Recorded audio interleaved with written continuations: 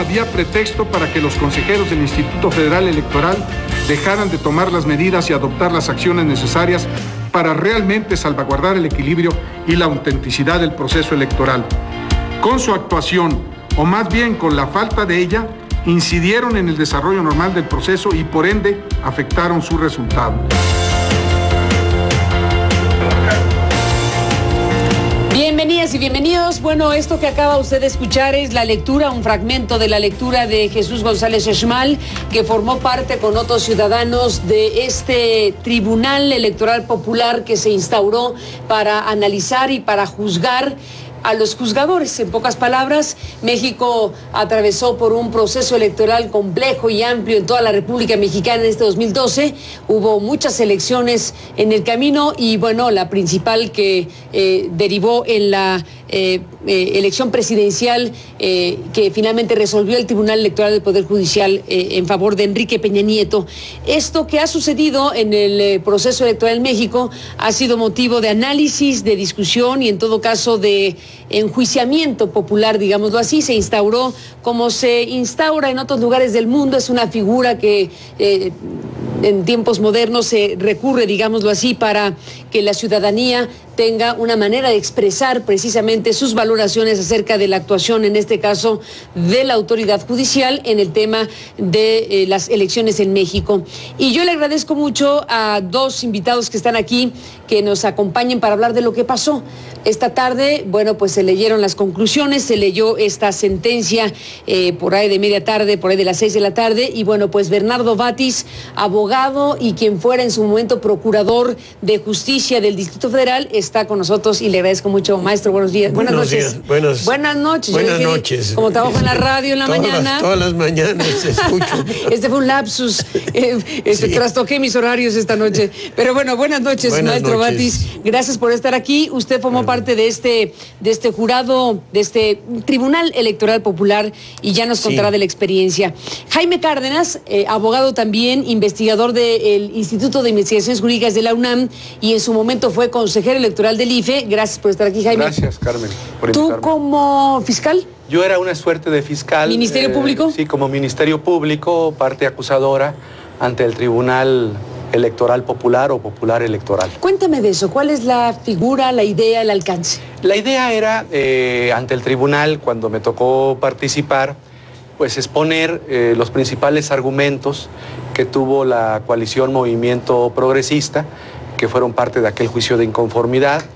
Hice un resumen de los principales argumentos, de las pruebas aportadas, y también un cuestionamiento a la sentencia, a la resolución del Tribunal Electoral, porque la resolución de 30 de agosto, como sabemos todos, Carmen, fue una sentencia en donde yo creo que hay defectos jurídicos muy claros. Uno de ellos es la ausencia de investigación. De acuerdo a la ley electoral, a la ley de medios de impugnación en materia electoral, el tribunal tiene facultades, es el artículo 21, para investigar, y nunca investigó nada. Unos días antes del cierre de la instrucción, 2 días antes de la resolución del tribunal del 30 de agosto, se le ocurre al tribunal pedirle información al IFE y pedirle información a la PGR, a la Fiscalía para Delitos Electorales, y estas instancias le envían la información. En la resolución consta que el tribunal recibe la información, que fueron miles de hojas, miles de páginas, y el tribunal dice: pues esta información demuestra que las autoridades electorales han cumplido, igual que la PGR, pero no entró al estudio y a la valoración de los documentos que remitió la PGR y que remitió el Instituto Federal Electoral. Y fuera de ese requerimiento a esas autoridades, no hizo requerimientos a la Comisión Nacional Bancaria, no requirió información al SAT, no requirió información a particulares, no practicó ningún tipo de investigación. Actuó como un tribunal, pues, de derecho privado, ¿no?, en donde son las partes las que ofrecen las pruebas, y el tribunal, a partir de las pruebas de las partes, dicta una resolución. En materia electoral, el tribunal tenía facultades, por decirlo de alguna manera, inquisitivas, para investigar, para averiguar lo que llamamos los abogados, ¿no?, la verdad material de los hechos.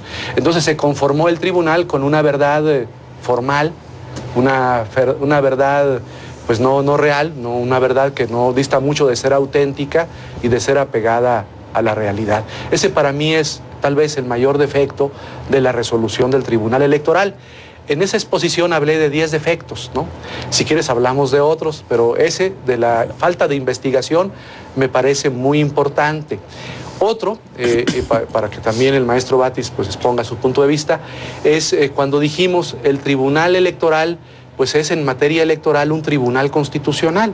¿Y eso qué significa?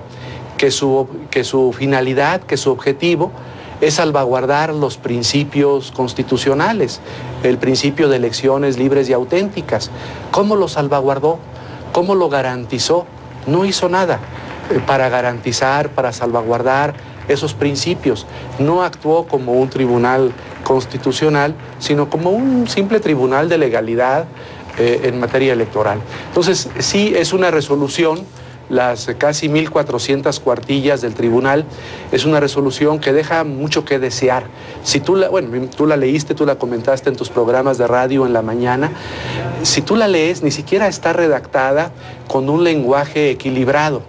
Es una resolución en donde lo que encuentras como lector es una refutación a los argumentos de la coalición Movimiento Progresista. No analiza los argumentos a tres bandas. Bueno, voy a analizar los argumentos de la coalición, los argumentos del tercero, que era el PRI, la coalición Compromiso por México. Voy a analizar los argumentos del IFE, ¿no?, en su informe circunstanciado. Voy a valorar cuál tiene más peso, en fin. No hay eso. Sí describen o sí transcriben partes de la argumentación de la coalición Compromiso por México, del PRI o del IFE, pero no hay un intercambio de argumentos o de deliberación interna en la resolución con esos documentos. Lo que sí existe en la resolución es una completa refutación a la coalición Movimiento Progresista. Y una cosita más, que tiene que ver con el tipo de pruebas. En materia electoral, como en muchas materias, las pruebas más importantes no son las pruebas directas, son las pruebas indirectas, las presuncionales, las pruebas circunstanciales. Por ejemplo, pedía el tribunal, dijo uno de los magistrados, Flavio Galván, es que la coalición no probó, las pruebas que presentó no prueban la compra del voto. Pues la compra del voto, por ejemplo, es mostrarla de manera prueba directa,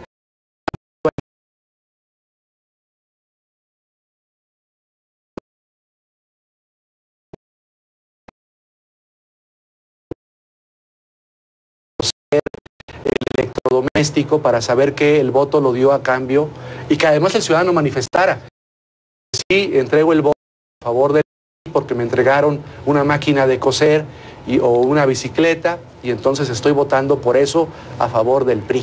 Entonces la prueba directa ahí es imposible. Las pruebas que tenían que practicarse eran pruebas circunstanciales.